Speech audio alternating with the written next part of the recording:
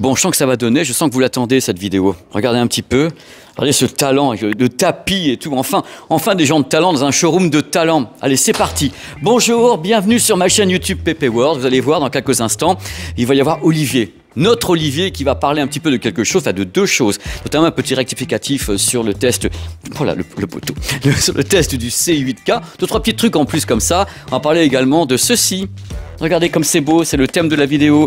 L'arrivée, enfin, l'arrivée inespérée, l'arrivée incroyable, auréolée de bonheur, des premières enceintes réellement Dolby Atmos Flex Connect signées TCL. Mais avant, voici l'homme que vous attendez. Elles sont robustes, les enceintes. Voici l'homme que vous attendez. Salut Olivier. Ok, Pépé vient de casser la maison témoin, mais c'est pas grave. Ça va? Ça va et toi? Je suis en pleine forme, je suis content de te voir, parce qu'on est à quelques heures, si je puis dire, du test du TCL C8K, que tu as regardé avec effroi, parce qu'il y a beaucoup de moins, des plus, du bonheur. Il y a de tout. Tout c'est beau. Mais par contre, dans le test du C8K, j'ai annoncé un nombre de zones. J'aimerais qu'on revienne dessus sur les zones de rétroéclairage, les zones définitives, parce que vous savez, ils en enlèvent, on les compte pas, nous. Alors, c'était en avril. En avril, quand on avait eu des prototypes, souviens-toi, hein, il y a assez longtemps. Entre-temps, on a recompté les zones du C8K et on peut volontairement en parler parce que chez TCL, on utilise nos panneaux, donc on sait compter nos zones et on sait d'où ça vient. Voilà, donc on a affiné. Et donc, sur ce 55 C8K, C89, hein, on a 720 zones. Le 65, 1680 zones. Le 75, 2176 zones. Le 85, 2880 zones. Et le plus gros, le 98, qui fait un pp et demi. Celui-ci, on a 3480 zones. Également à rétroéclairage direct, parce que le mini LED, c'est du rétroéclairage direct avec des LED à l'arrière. À l'arrière, jamais. Pas du edge. Pas sur les côtés. Autre rectificatif, concernant la dalle utilisée, tu sais, dans le test, j'ai parlé du 55 pouces et des autres. Oui. Et le 55 pouces, est-ce qu'il a cette fameuse dalle wide HVA ou c'est une dalle HVA classique très performante? C'est une super bonne question, parce que parfois, à l'intérieur d'une même gamme, on n'a pas toujours les mêmes caractéristiques. Et là, en effet, ce 55 pouces, il a tellement de lumière, et il est plus petit que les autres tailles d'écran. À moins de 1000 €, on a voulu faire une dalle HVA. Donc la dalle du 55, elle n'est pas wide HVA, elle est bien HVA. Et je crois... Tu l'as dit? Je l'ai dit. Donc c'est correct. Je voulais le confirmer, c'est tout. Et on finit avec ce petit rectificatif en parlant d'un modèle dont les gens parlent beaucoup dans les commentaires parce que tu en avais parlé dans l'émission du mois de mars, le C9 qui va arriver également sur la chaîne. Oui. Mais le C9, on a commencé avec le C8 parce que pour moi c'était la suite, le successeur du C89B qui avait fait un carton. Et donc c'est le suivant, celui-ci, c'est le successeur de celui-là. Oui, tout à fait. Le C89K ou le C8K, c'est le digne successeur du C89B. On a commencé par celui-ci, nous, TCL en France, parce que c'est notre produit héros. Et le C9K, il va arriver, et c'est le grand frère du C8K, du C89. Donc c'était pour répondre à toutes les questions, parce qu'il y a déjà des dizaines de questions autour de la vidéo, donc j'avais la chance d'avoir Olivier pour répondre à ces questions sur le C9 qui arrivera également en test sur la chaîne, il y aura le C7 également que Sylvain va faire, notamment pour Frandroid, donc on va essayer de faire beaucoup de choses autour de cette marque, parce que vous lancez beaucoup de modèles. Notre gamme mini LED est la plus large jamais faite, on a 6 gammes mini LED, donc je comprends que les gens peuvent se perdre entre un C6, un C7, un C8, un C9 et un X11. Voilà, je les ai tous dit. Il est formidable. En plus, on se paume parce que vous changez les codes et tout. C'est incroyable. C'est le petit poussé. Arrête. C6, C7, C8, C9. Oui. C'est simple. Oui, C8K, C89K. Non, c'est pas possible. C'est magnifique. C'est le petit poussé. Ils en sèment partout, les mecs, ils sont contents. Olivier, on en avait parlé à l'IFA de Berlin il y a presque 2 ans. Oui. Oui, autant le dire, il y a presque 2 ans. Et depuis ce moment, on s'était dit, bon, peut-être que ça va arriver. Logique. 5 ans de développement. Logique. 5 ans de développement, 2 ans d'attente. On avait parlé des enceintes, en effet, TCL, Dolby Flex, enfin Dolby Atmos Flex Connect. Et on avait commencé à présenter des produits qui étaient gigantesques, des monstres. À l'époque, tu te rappelles, les premiers protos. Les gros bousins, là, qu'on se disait, mais c'est quoi? Et puis tout le monde avait, dans les commentaires, les gens avaient dit, ouais, quand c'est que ça va venir et tout. Et depuis, les gens ont dit, ça viendra plus, c'est fini, bah raté, c'est là. Mais c'est la différence entre une innovation qu'on va améliorer et un produit qu'on lance. Et aujourd'hui, on est sur la phase du produit. Donc, on peut annoncer officiellement dans cette vidéo que les enceintes TCL Dolby Atmos Flex Connect arrivent réellement sur le marché. Mi-juillet. Pour faire simple, très simple, le système, il est facile à utiliser. Il est unique dans le sens où c'est la première fois qu'on a du sans fil associé à de l'Atmos. Le sans fil, c'est pas nouveau, tu vas me dire. L'Atmos, c'est pas nouveau non plus. Mais les deux ensemble, Atmos et sans fil, c'est la première fois. Donc, Olivier, qu'on comprenne bien les choses, parce que tout à l'heure, tu as dit, oui, c'est un système qui est Atmos sans fil. On est d'accord que contrairement à des systèmes comme SonyQuad, HTA9 ou des barres de son qui ont des enceintes Dolby Atmos en sans fil, cette fois-ci, c'est le téléviseur qui est la box, qui va donc gérer les enceintes. On est d'accord. Ces enceintes, elles sont indépendantes. Alors, sans fil et Atmos, sans fil veut dire pas besoin de barre de son HDMI raccordée au téléviseur et pas besoin du décodeur là dont on vient de parler Quad, sur cette Sony marque, ou autre. voilà, sur la marque japonaise. Donc là, La marque japonaise. SonyQuad, moi mais j'ai pas le droit de dire. Mais Moi, j'ai pas le droit de il n'a dire. pas le droit de dire, c'est le SonyQuad.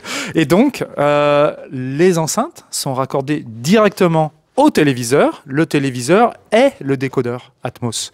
Et d'ailleurs, elles vont se complémenter au téléviseur. Les haut-parleurs du téléviseur continuent de fonctionner et conjointement avec les enceintes. Est-ce que les gens peuvent acheter une de tes enceintes et travailler avec, ou il en faut directement deux? Là, il y en a 4, c'est le summum du summum. Est-ce que c'est adaptatif? Est-ce qu'on est obligé de les positionner dans la pièce d'une façon particulière, où ils peuvent, justement, comme la marque japonaise SonyQuad, être positionnés là, là, là? Comment ça se passe? Le téléviseur, il réfléchit comment par rapport à ça? Alors, c'est une super question. Il y a deux questions en une. La première, c'est oui, tu peux commencer avec une seule box, un seul speaker, si tu en as envie. Dans ce cas-là, peut-être que, puisque le téléviseur agit comme position voie centrale, l'emplacement idéal, ce serait derrière le canapé, si tu n'en avais qu'une. TCL, on va commencer par suggérer deux. S'il y a deux enceintes, dans ce cas-là, une à droite et une à gauche. Et puis, le summum, c'est 4. Maintenant, la deuxième question, je l'ai oubliée. Non, c'est le truc, c'est est-ce que le téléviseur, lui, est capable justement de détecter la position de ses enceintes? Ah oui. C'est-à-dire que le truc, c'est que là, tu vois, tu as fait comme avec la marque japonaise SonyQuad et le HTA9, entre autres, on peut les positionner un petit peu n'importe où et après, il y a une gestion en haut, en bas, sur les côtés pour créer un dôme Dolby Atmos. Ah oui. Là, il est capable de le faire? Oui, on peut déménager, on peut changer de table basse, on change de salon, on va bouger nos enceintes, on ne sait jamais où les mettre. Et donc là, ce qu'on fait, c'est que si je bouge l'enceinte qui est derrière la caméra, là-bas, je l'éloigne, je vais recalibrer, réétalonner, et on va voir que l'enceinte a bougé. Et donc en 5 secondes, le système se recalibre. Et donc les enceintes, on les met où on veut. Donc Olivier, à l'heure de cette vidéo qui apparaît justement dans le descriptif, est-ce que vous êtes les seuls à proposer cette solution en tant que fabricant? TCL est le seul, pour une période plus ou moins longue, au moins en 2025. TCL est le seul, et pour être tout à fait complet, je dois dire qu'on les a déjà lancés aux US, et là on les lance maintenant en Europe, là, mi-juillet, on est les seuls, il n'y en a pas d'autres. Vous êtes les seuls à avoir donc du TCL, les enceintes TCL, Dolby Atmos Flex Connect, qui fonctionnent avec vos téléviseurs TCL, mais lesquels? Alors, c'est là où on commence à aller un peu plus dans le détail. Tous les téléviseurs mini LED lancés en 2025. Je dis les téléviseurs mini LED lancés en 2025, c'est-à-dire le C6, le C7, le C8, C89K qui est sur ta chaîne, le C9, le X11. Voilà, ces 5 références sont complètement compatibles. Avec les enceintes, quelle que soit la diagonale? Quelle que soit la taille d'écran, quelle que soit la diagonale. Et les gens qui ont les anciens modèles? Je m'en vais. C'est une question qu'on nous pose toujours. Pépé est parti, on peut s'en parler. Les anciens modèles ne seront pas mis à jour a priori. Même si on vous dit que les anciens modèles contiennent le bon chipset, il faut encore mettre à jour le logiciel. Et a priori, les anciens modèles ne seront pas compatibles avec cette technologie Dolby Atmos Flex Connect. Voilà.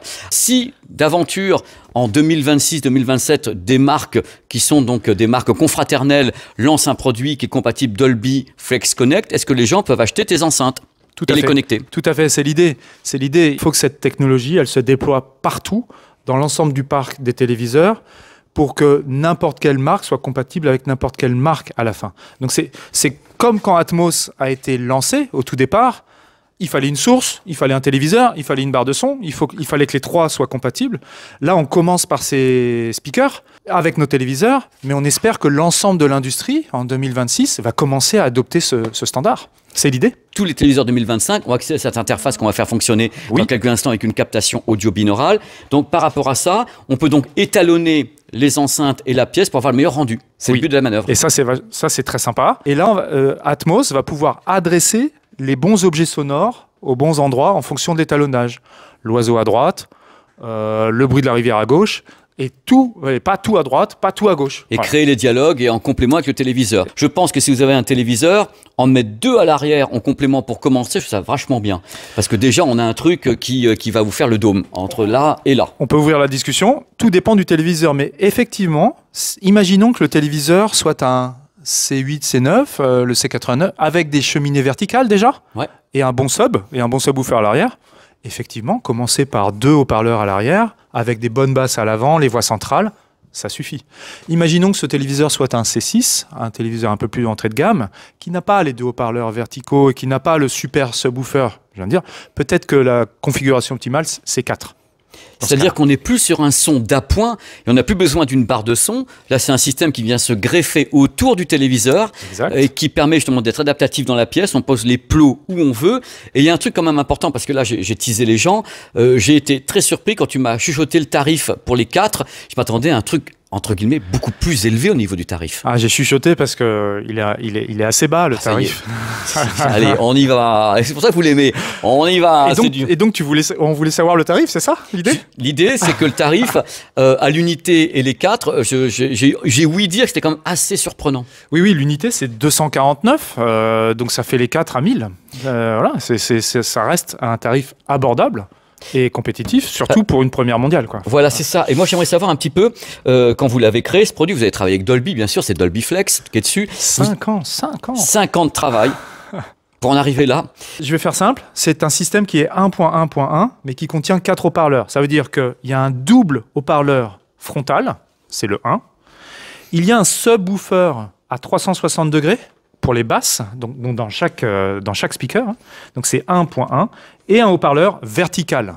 Donc c'est du 1.1.1. Les bons objets sonores au bon endroit. Moi, je crois que l'idée d'appeler ça une cheminée, c'est pas loin, une cheminée sonore, puisque n'importe comment on le positionne comme une cheminée sonore, et on peut créer donc un dôme entre les 4, et tout ça pour un prix qui reste, moi je trouve acceptable. Je m'attendais à un truc à 2000 €. Je te dis, toi, moi, j'ai vu les enceintes, allez, c'est parti, c'est 2000 €. C'est la mission de TCL. Comme pour le mini LED, on fait du premium abordable. On fait du premium, mais ça reste abordable. Il y a une chose qu'on peut dire, c'est que ces cheminées verticales, elles sont connectables en Bluetooth à son téléphone. Je peux en prendre une, l'amener dans la chambre et jouer ma playlist. Ça aussi, c'est possible. Mais non. Ça devient des enceintes portables, mais elles n'ont pas de batterie. Elles n'ont pas de batterie. Là, tu me donnes des idées pour 2026-2027. Aujourd'hui, elles sont sans fil dans le sens où il n'y a ni de HDMI, ni de décodeur, ni de câble coaxial, etc. Il n'y a pas de box. C'est pour ça qu'on dit sans fil. Mais en 2026-27, imaginons qu'on intègre une batterie. Et là, on est vraiment sur du sans fil, sans alimentation. Ce système est optimisé pour l'Atmos, mais c'est compatible DTS. Si mon téléviseur est DTS et que je regarde un film... Les tiens sont DTS de toute façon. Oui, les nôtres sont DTS. Si je regarde un film qui n'est pas Atmos, si je regarde un film qui est DTS, ça fonctionne, mais c'est du surround. Mais elles fonctionnent, tu veux dire, elles vont fonctionner, elles vont faire les effets DTS. Elles vont faire les effets DTS, mais elles vont pas faire les effets Atmos, puisque la source n'est pas Atmos. La nouveauté, c'est l'Atmos, sans fil et sans décodeur. Voilà. Sans fil, sans décodeur. Je rappelle, tu vas voir que dans les commentaires, les gens vont dire que ça existe déjà, mais là, il n'y a pas de barre de son, il n'y a pas de box, il n'y a rien du tout. C'est le téléviseur qui va gérer les enceintes lui-même, sans passer par quoi que ce soit d'autre. Avec en effet une gestion enceinte par enceinte, 1, 2, 3, 4, et le télé qui prend le relais ou pas par rapport à tout ce qui est autour. C'est-à-dire que les dialogues peuvent sortir d'ici et voir par exemple les enceintes derrière. Ça, c'est géré par le système. C'est ça qui est important. C'est cette organisation, si je veux dire, des sons qui fait la nouveauté du Dolby Flex Connect, Dolby Atmos Flex Connect. Exactement. C'est dur à dire. Dolby Atmos Flex Connect. Vous allez assister au calibrage.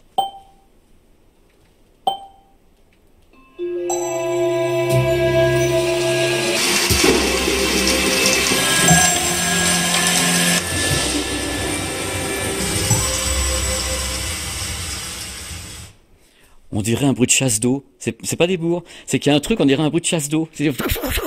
C'est incroyable ce qu'a fait Dolby avec ça. Donc là, on a essayé avec 4 enceintes qu'on a déplacé un tout petit peu.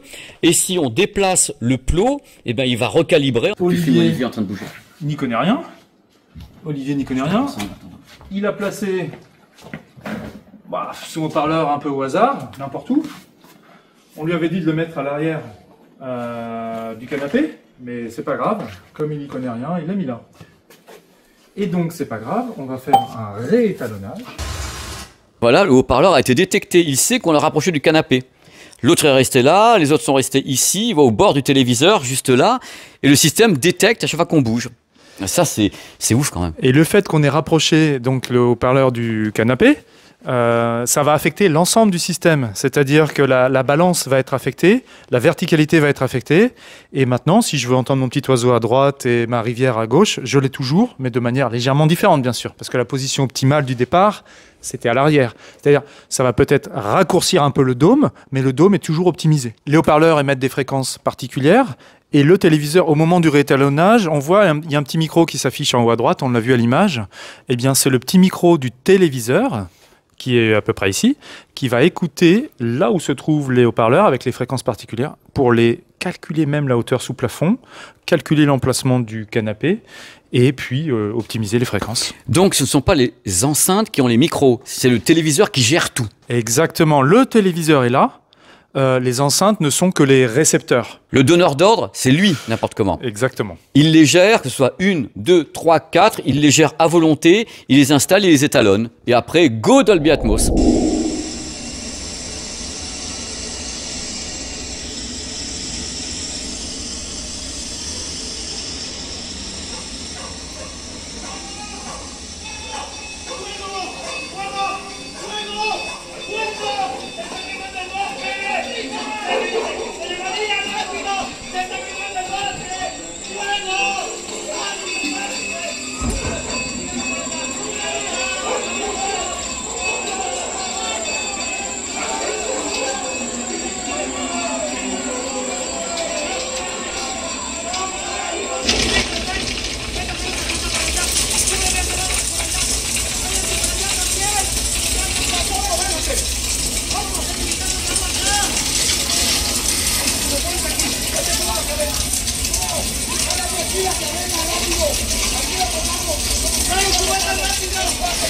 Il faut savoir que le réglage des voix avant, arrière, les niveaux, c'est réglé par Dolby. Olivier, Pépé, je pense que ça a dû intéresser les gens.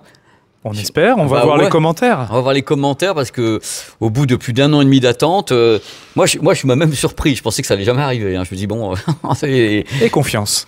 Et confiance. Donc laissez des commentaires, on regardera. Moi je testerai parce que je vais prendre les 4. Hein. À ce prix-là, on prend les 4 et je testerai à la rentrée. Je verrai ce que j'en pense. Merci. Et je t'en prie. À bientôt. Au revoir.